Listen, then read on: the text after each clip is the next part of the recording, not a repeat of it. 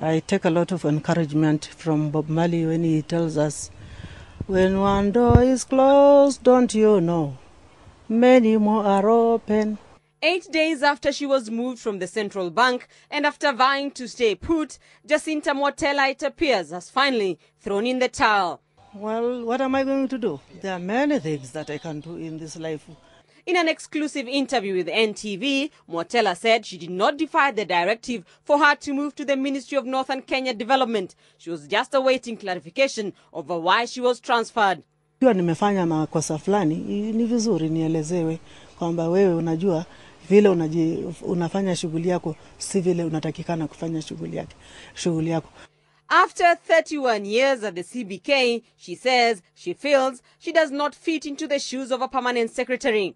Mimi mwenyewe sina vifaa ama maarifa ya kuendesha wizara kwa sababu sijapata hata siku moja kuwa PS.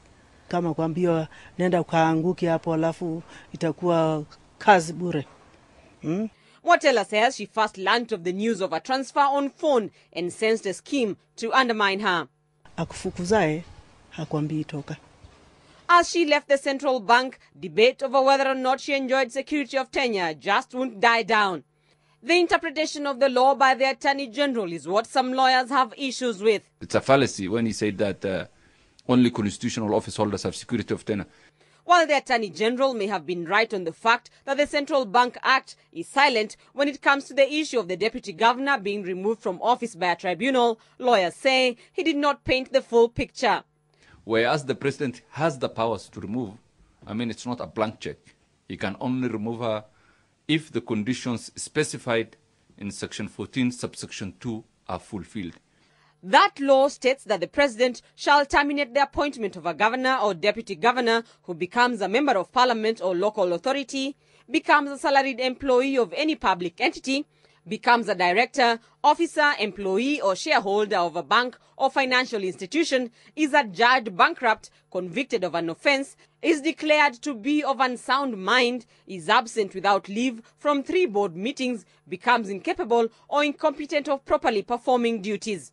For now, na mwenye nguvu mpeshe. After 31 years at the central bank, Jacinta Mwatela leaves the institution barely 8 months to the expiry of her tenure. She says she is forging ahead with inspiration from reggae king Bob Marley, leaving behind a raging debate over whether or not her transfer was legal and many unanswered questions as to just why she was moved.